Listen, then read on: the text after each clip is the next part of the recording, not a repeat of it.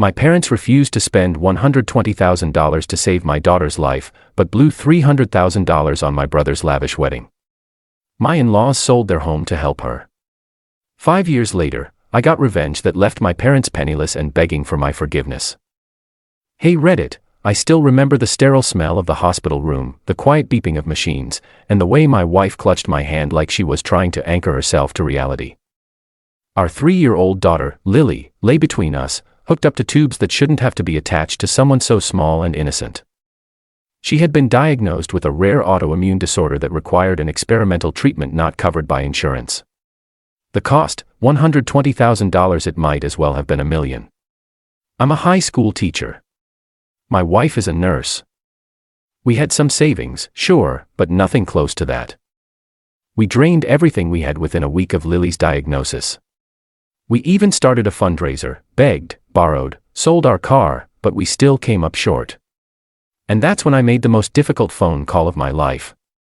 My parents are well off, retired early, invested wisely, paid off their mortgage years ago. I was never close to them, but we were civil. I knew asking them for money would bruise their pride, but I also knew they had it. I thought that when it came to their granddaughter's life, they would step up. I was wrong.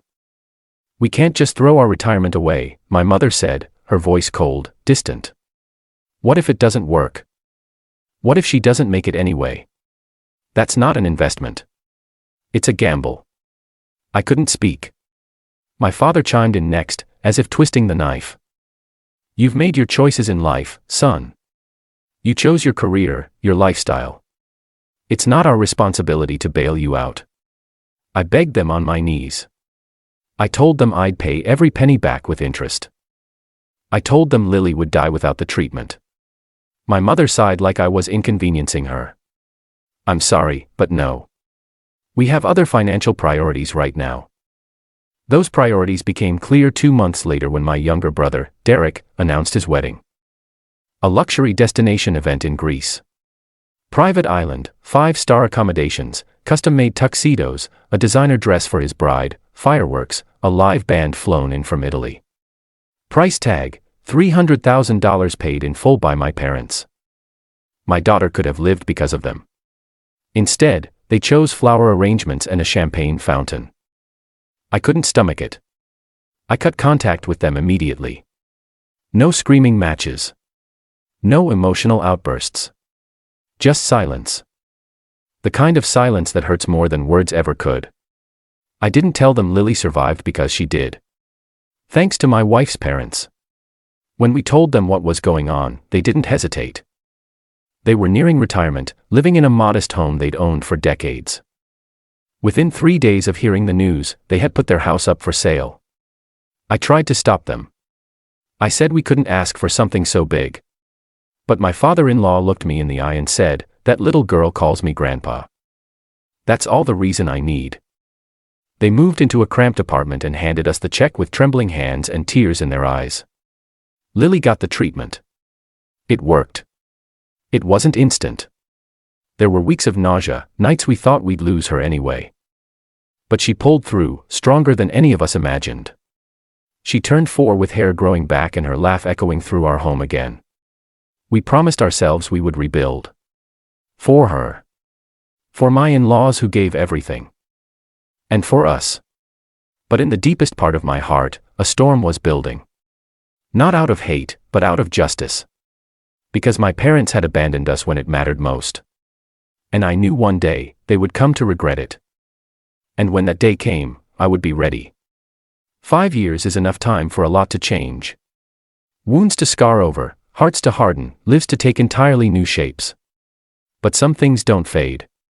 Some betrayals only sharpen with time. My wife and I rebuilt slowly. Every promotion, every saved dollar, every moment of peace we carved out, it was all hard-earned.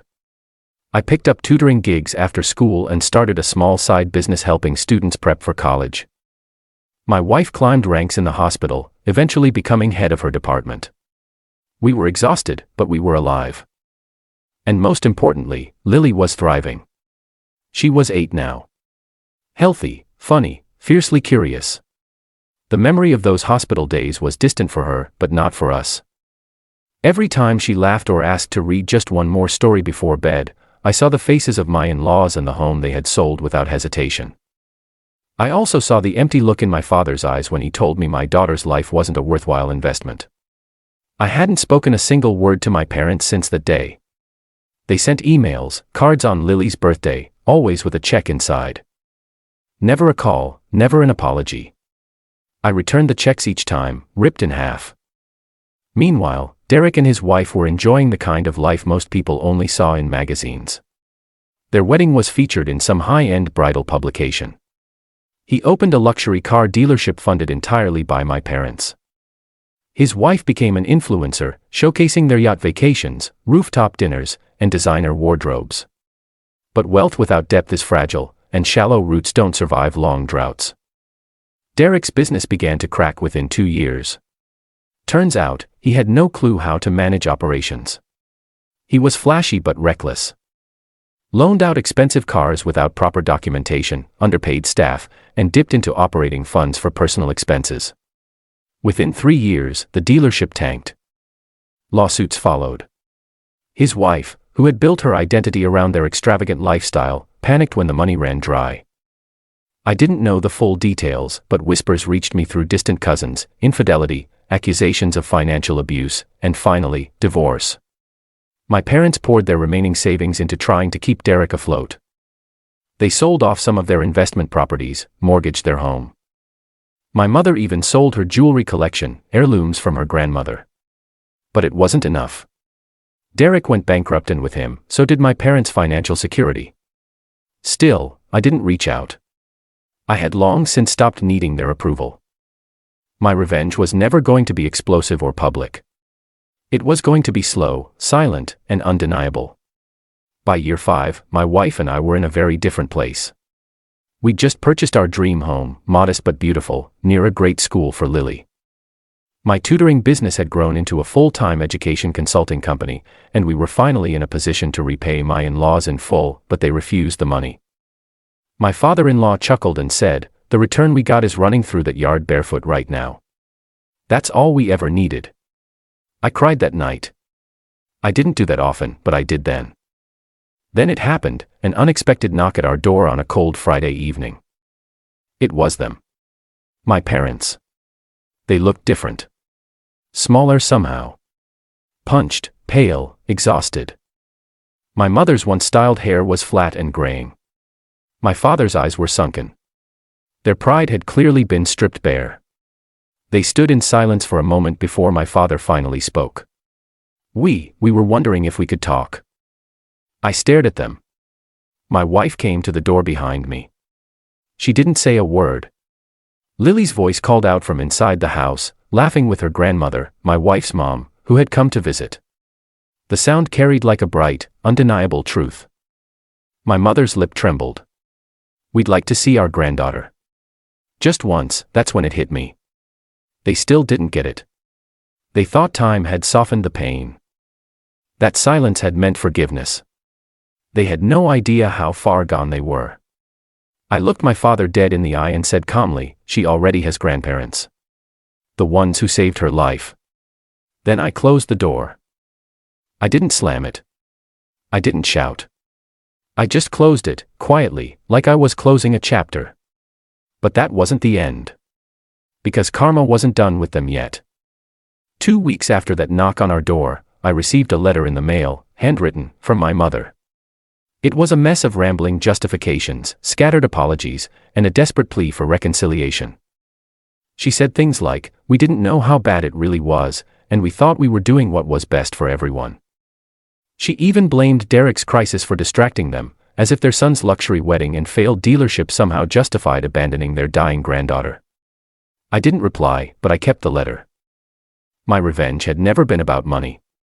If it were, I'd have sued them for emotional damages or exposed them publicly, but that wasn't my goal. I wanted them to live long enough to realize the full depth of what they lost and that they could never buy it back. Meanwhile, Derek spiraled. His wife took everything she could in the divorce. He moved back in with my parents, who had now sold their home and were renting a 2-bedroom apartment in a sketchy part of town. From what I heard through family, Derek refused to work any job that didn't come with a fancy title, which meant he wasn't working at all.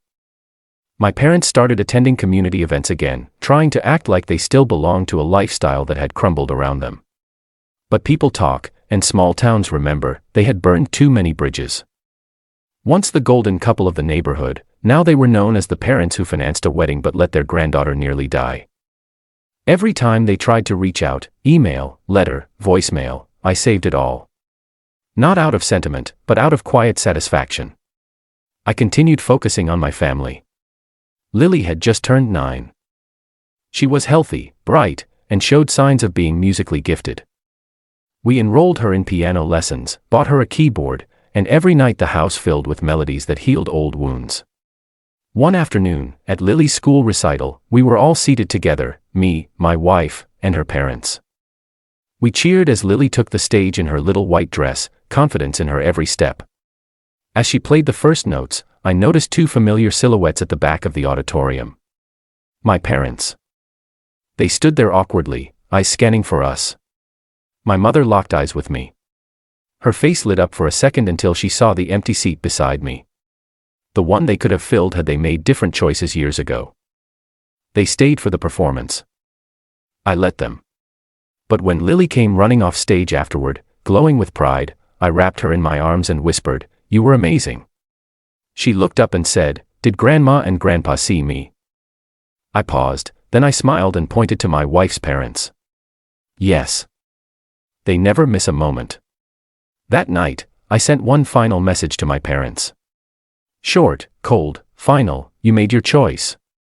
Now live with it.